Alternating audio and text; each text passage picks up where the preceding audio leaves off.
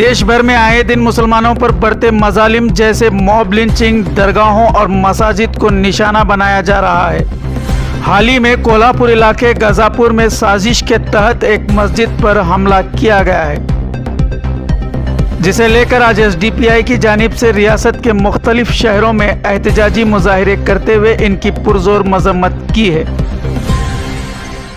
आज इसी ज़मन में बाद नमाज जुमा बेलगाम डिप्टी कमिश्नर दफ्तर के अहाते में एहतजाजी मुजाहिरा करते हुए हुकूमत को अर्जदाश्त पेश की गई है, जिसमें कसीर तादाद में मुसलमान शरीक थे।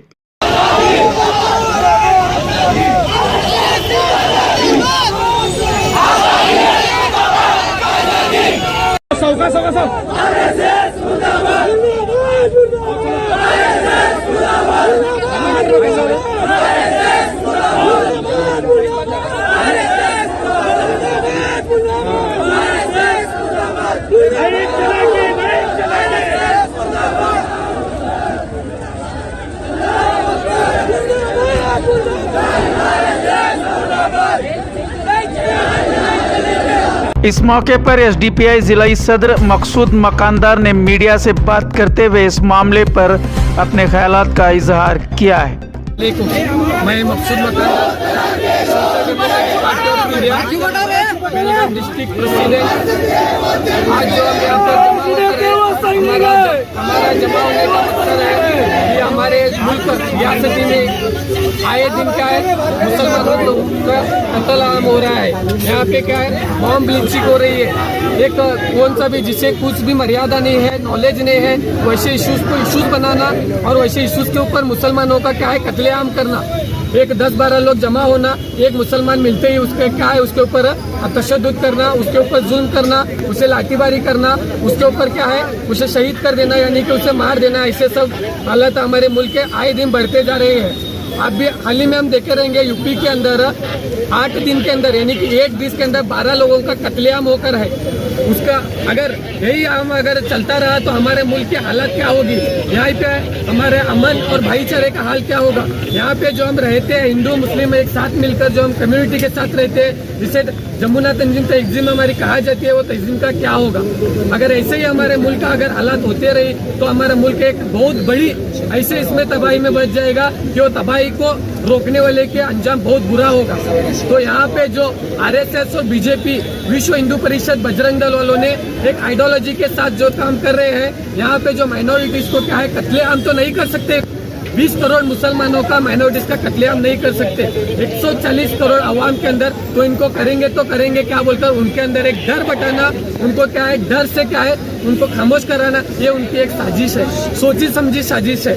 वो साजिश को नाकाम करने के लिए जो अवाम के अंदर जो मजलूम के अंदर उन्होंने एक डर बटाने का काम कर रहे हैं, डर को आवाज को हम क्या है लब्बैक कर क्या है यहाँ पे जो आयकर जमकर है उसके क्या है। और आए दिन हमारे मदरसों के ऊपर मस्जिदों के ऊपर हमले हो रहे हैं। आज करीब में हम देखे रहेंगे हमारे कोल्हापुर डिस्ट्रिक्ट के अंदर वहाँ पे विशालगढ़ बोलकर हमारे जो दरगाह है वो दरगाह को शहीद कर है। उसके निचले हिस्से में मस्जिद है, वो मस्जिद को भी शहीद कर है। ये मस्जिद का इल्जाम मैं सरेआम यहाँ के जो महाराष्ट्र गवर्नमेंट है वो गवर्नमेंट पे लगाना चाहता हूँ, क्योंकि ये पूरा प्रिपेयर प्लान है। रात के वक्त में दंगे फसाद होते हैं, वहाँ पे बिजली गायब होना और उसी टाइम के पुलिस प्रशासन का वहाँ पे मौजूद नहीं होना, ये पूरा एक प्रिपेयर प्लान के साथ हुआ है। आप आज भी जाकर वहाँ पे जायजा लेंगे तो आपको यही दिखेगा कि जब उन्होंने 14 तारीख को सोशल मीडिया के जरिए अनाउंस किया था कि हम क्या है 14 तारीख पे विशालगढ़ के अंदर जाकर जो दरगाह है उसे हम शहीद करेंगे बोलकर ऐलान करके सोशल मीडिया में वायरल करके जाकर उस वक्त भी अगर पुलिस प्रशासन उसके ऊपर हिकमत अमली के साथ उसे सिक्योरिटी के साथ नहीं कर पाई तो वहाँ की पुलिस कमजोर है। इसका यही सवाल है कि महाराष्ट्र पुलिस कमजोर है, वो वहाँ के जुल्म को रोकने के लायक नहीं है। वहाँ की गवर्नमेंट भी जो अपोजिशन का रोल निभा रही है, वहाँ पे जो भी कारोबार हो रहे हैं, ये पूरा क्या है पूरा का पूरा एनडीए गवर्नमेंट इसकी जिम्मेदार है। अगर ये एनडीए गवर्नमेंट के अगेंस्ट में इंडिया गठबंधन अगर काम नहीं करेगी तो इंडिया गठबंधन को जो जिताए लाए हुए माइनॉरिटीज है, सिक्योरिटीज है, जो हर एक जगह पे ऐलान कर जिस टाइम इलेक्शन के बाद देखे रहेंगे पूरे प्रिपेयर प्लान के साथ हुकूमत को लाने के लिए जो मेहनत करे। मैं आज उस आवाम से उस उलमा इकराम से पूछना चाहता हूँ कि आप कहाँ पर हो।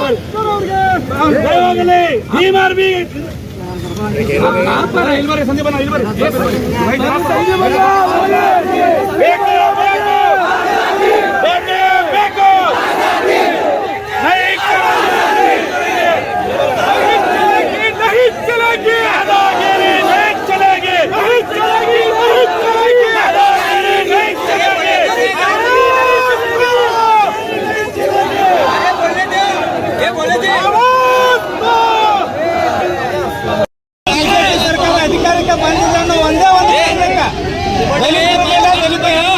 ಮುಸ್ಲಿಮರ ಮೇಲೆ ಮುಸ್ಲಿಂ ಹೆಣ್ಮಕ್ಳ ಮೇಲೆ ದೌರ್ಜನ್ಯ ಮಾಡ್ತಕ್ಕಂಥ ಮನೋವಾದಿಗಳಿಗೆ ಈ ದೇಶದ ಸಂವಿಧಾನಬದ್ಧವಾಗಿ ಸಾವಿರಾರು ವರ್ಷಗಳಿಂದ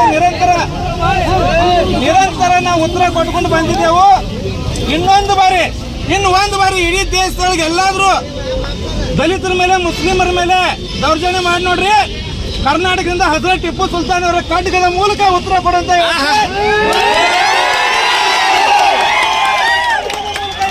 ಕೊಡುವಂತ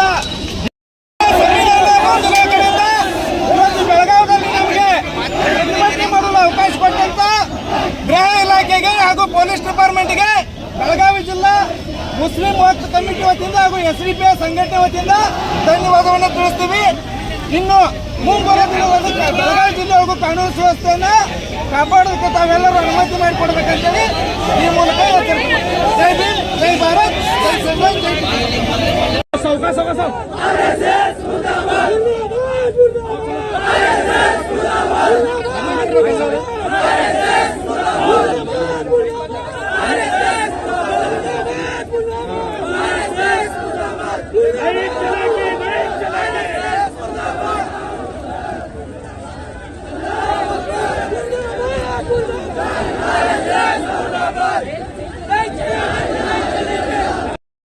इसी तरह जिले के गोकाक में भी बाद नमाज जुमा SDPI की जानिब से पुरजोर एहतजाज अमल में आया। अभी करनेल सिंह हाल ही में 2 लाख लोगों को जान से मारने की धमकी देता है, उसके ऊपर भी कोई कार्रवाई नहीं होती। मोदी जी बोलते हैं सबका साथ सबका विकास करके, ये भी जुमला करके साबित कर गए। हमारे स्वामी विवेकानंद अमेरिका को गए थे, वहाँ पे ज्यादा कुछ बात नहीं की है, sisters and brothers of America बोले, पूरी कॉन्फ्रेंस तालियां बजाया। ये है हमारी देश की पहचान। आज हमारे देश के अंदर हिंदू मुस्लिम डिवाइड एंड रूल किया जा रहा है, इसके बारे में कोई बात करना नहीं चाहते। कुरान के अंदर आता है एक इंसान की जान बचाए तो पूरी इंसानियत की जान बचाए जैसा, और एक इंसान को मारे तो पूरी इंसानियत की।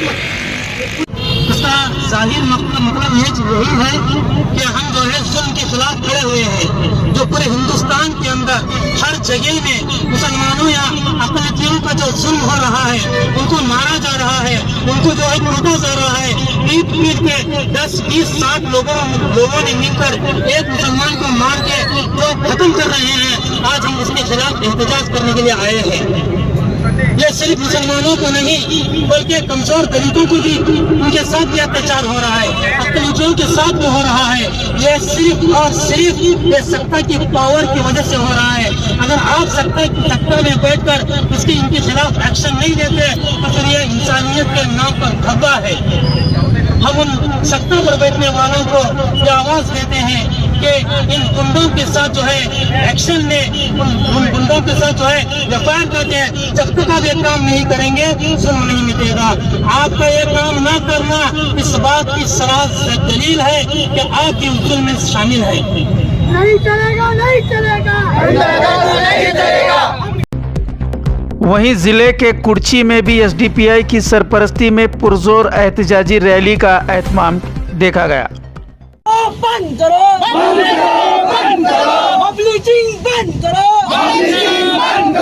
मुसलमानों पर हमला करना बंद करो, मुसलमानों पर हमला करना बंद करो, शर्म करो, शर्म करो, शर्म करो, शर्म करो, शर्म नहीं तो डूब मरो, शर्म नहीं तो डूब मरो। जिंदाबाद, जिंदाबाद, जिंदाबाद, इनकलाब जिंदाबाद, इनकलाब जिंदाबाद, इनकलाब जिंदाबाद। उनकी एक मॉब लिंचिंग हुई, उसके बाद जावेद टेक्सटाइल्स उनके मॉब लिंचिंग हुई, उसके बाद मिनहाजुल उलूम मदरसा एंड लोकल ये तेलंगाना मदरसे के अंदर वहाँ पर जाकर मॉब लिंचिंग होती है, वहाँ पर जाकर अटैक होता है।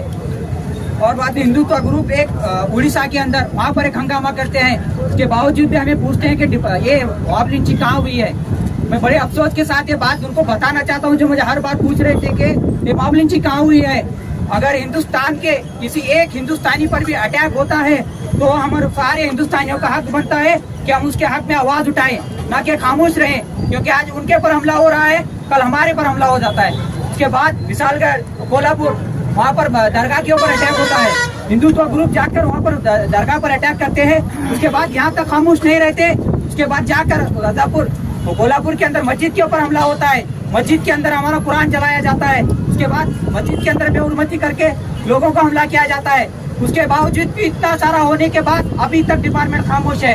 डिपार्टमेंट के साथ साथ एक सेकुलर पार्टी कांग्रेस जो पूरे देश में जमहूरी ये बचाओ आईन बचाओ, जो हमारे हिंदुस्तान का कानून बचाओ कर एक मुहिम चला रही थी, वो भी अभी तक खामोश है। ना कि राहुल गांधी ने अब तक कोई बात बोली है, ना किसी और ने बोली है। जो सो कॉल्ड सेकुलर पार्टी जो हमारे दरमियान में मौजूद है, उसके बाद हमारे मुस्लिम हर इलाके में मुस्लिम लीडर्स मौजूद हैं, वो भी अभी तक खामोश है।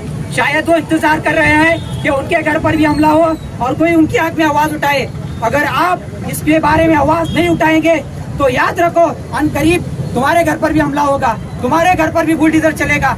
याद रखो दिल्ली में 600 साल पुरानी मस्जिद गिराई जाती है, ये बोल करके वो गैर कानूनी है। 600 साल पहले कौन सा कानून था हिंदुस्तान में? ये पूछते हैं हमारे हिंदुस्तानी से, पर उसे डिपार्टमेंट वाले से कौन सा कानून था 600 साल पहले हिंदुस्तान के अंदर? ये बोलकर मस्जिद गिराई जाती है कि वो गैर कानूनी है। उसी साथ साथ विशालगढ़ के अंदर भी यही मसला है, वहाँ के दरगाह पर अटैक हो रहा है। ये मॉब लिंचिंग भी नहीं बोलते इसको, एक वेल ट्रेन इसके अंदर जमात जुड़ी हुई है, जिसको बजरंग दल, RSS, ये लोग इसी काम के लिए बने हैं। ये एक कम्युनिटी को टारगेट करना, फिर उनके ऊपर अटैक करना, मिलकर बगड़ों की तरह उनको मारना, यही इनका काम है। और डिपार्टमेंट वो सभी डिपार्टमेंट अब तक उनके ऊपर एक्शन लेकर नहीं है। हर जगह पर मॉब लिंचिंग हो रही है, हर जगह पर गैर कानूनी घर गिराए जा रहे हैं। इसी के साथ साथ ये बजरंग दल, RSS ये बनी ही इसी के लिए है, हिंदुस्तान का अमन खराब करे और यहाँ पर हुकूमत करे। ये फिरका परस्त हुकूमत करने के लिए बीजेपी जब से 2014 से हुकूमत में आई, उसके बाद कंटिन्यूसली माइनॉरिटीज के ऊपर हमला है, मुसलमानों के ऊपर हमला है, क्रिश्चियंस, दलित, आदिवासी, हर एक शख्स पर हमला है। यहाँ कर्नाटक में भी देख सकते हैं, हम SDPI की तरफ से इससे पहले भी बहुत बार एहतजाज में जुड़े हैं, बेलगाम में जुड़े, कुर्ची में जुड़े, हर जगह पर हमारे हक के लिए जुड़े। माइनॉरिटी के वास्ते जो 2B रिजर्वेशन था उसके वास्ते जुड़ते रहे। उसके बावजूद भी कांग्रेस गवर्नमेंट 92% मुसलमानों के वोट लेकर इस बार सत्ता में हुकूमत में आई, लेकिन उनको अभी तक ख्याल नहीं है कि मुसलमानों के बारे में हमें बात करना चाहिए। उसी साथ राहुल गांधी जो कांग्रेस के सब जो अपोजिशन लीडर बने हैं इस बार के, उनको बोलना पड़ा कि ये एक बार तो आप मुंह से मुसलमान करके शब्द निकालो कर। बहुत सारे मिन्नतें हुई उनके लिए, ऑनलाइन ये डाले गए उनके वास्ते। उसके बाद वो जाकर पार्लियामेंट में बात करते हैं कि मुसलमानों पर जुल्म हो रहा है कर। हमारे बहुत सारे उलमाए किराम, हर एक हमारे SDPI वाले राहुल गांधी से एक बात कर रहे थे कि सिर्फ आप एक बार मुसलमानों का नाम लें, के बावजूद भी इनके ऊपर ये अकल नहीं आई। आज कर्नाटक में हमारी गवर्नमेंट यानी कांग्रेस जो मुसलमानों की सब में बड़ी बेबुकार बनी हुई है, लेकिन वो हमें प्रोटेस्ट करने के लिए परमिशन नहीं देते। हालांकि प्रोटेस्ट के लिए इंटीमेशन जरूरी है, उसके बावजूद हमें डिपार्टमेंट सताता है, तकलीफ देता है कि तुम्हें इंटीमेशन नहीं दिया जाएगा। हमें हर बार सिग्नेचर, हर चीज की तरफ से हमें टॉर्चर किया जाता है। क्या कांग्रेस गवर्नमेंट इसी के लिए तुम्हें हमें लेकर आ गया था कि जब हमारा हक मारा जा रहा हो हम एहतजाज भी ना करें? कि हमें सिर्फ एक साजिश है, एक आवाज बनने से रोका जा रहा है। मैं पूरे कुर्ची वालों और अतराफ के हर एक क्षेत्र वालों से रिक्वेस्ट करता हूँ कि SDPI एक ऐसा प्लेटफॉर्म है जो तुम्हें तुम्हारे हक के लिए लड़ना सिखाता है और तुम्हारा हक कैसा हासिल करना ये भी सिखाता है। तो मैं सब आपसे एक निवेदन करता हूँ कि आप हमारे कंधे बाय कंधे हमारे साथ में ठहरे रहे। इंशाअल्लाह अगर ऐसा कहाँ पर भी हो रहा है हिंदुस्तान में, अगर किसी हिंदुस्तानी पर भी जुल्म हो रहा है तो सबसे पहले SDPI मैदान में आती है। जिंदाबाद जिंदाबाद जिंदाबाद जिंदाबाद जिंदाबाद।